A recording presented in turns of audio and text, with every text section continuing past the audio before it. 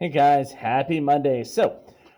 We are going to take a look at our weekly launch.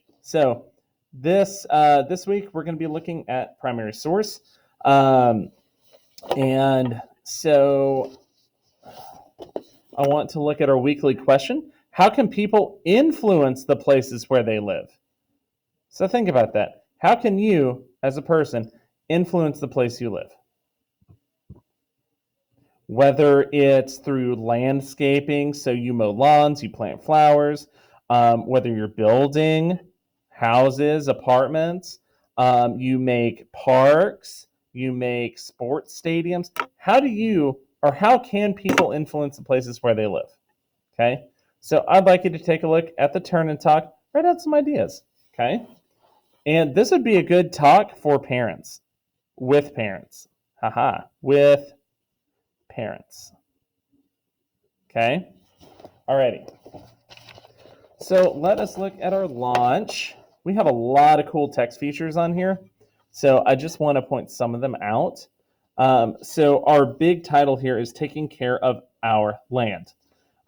We have a picture here of our president, Ulysses S. Grant, from 1872. We're talking about Yellowstone, an act to set apart a certain tract of land lying near the headwaters of the Yellowstone River as a public park. So, as you notice, this is really kind of talking about, uh, it looks like parks and land set aside for nature reserves, natural resources. So, this should be kind of interesting, shouldn't it? So I would really like you to take a look at this and just write down your ideas. Shoot me a screenshot of your turn and talk. I want to see what you've talked about with your parents, okay? So now, this week, we will be reading a biography. Now, remember, a biography is a type of narrative, nonfiction, that tells a person's life story or part of it. That person is called the subject of the biography. The subject may still be alive or may have lived in the past. So we need to pay attention to when the story took place, right? So I'm going to write over here. When story happened. Right? So that's something I want to know because I want to figure out who the subject is. And in a biography, authors often use chronological or time order structure. So, chronological, sneak peek. Authors often include specific dates and times to help readers understand more about the subject.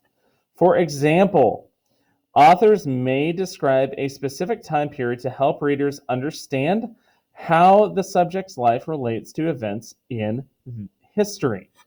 Okay, so the author may describe a specific time period to help you, the reader, understand how the subject's life relates to events in history. So if they don't tell us that, let's say the story happened in 1950, you might be asking, well, why don't they use a cell phone? Did we have cell phones in the 50s? No, we didn't. So let us go look at our anchor chart for today. So it is said that in biographies, authors often use chronological order because that helps them order their details and events. Well, and also we're telling a story of someone's life. So if you don't tell it in chronological order, you're not telling their story, you're just listing facts, right? So telling it in chronological order actually helps tell the story as it happened. So, chronological order, also called time order, tells events in order in which they happened, can be used in many genres, including fiction, autobiography, biography, and informational text. Usually includes signal words, or transitions to show events in order. So here are some chronological transitions you may see. And you've seen these. These are transition words that we've even used in our writing, right? First, next, then, later, eventually, finally, in the beginning. There's a very famous book that starts with that. After some time, in a while.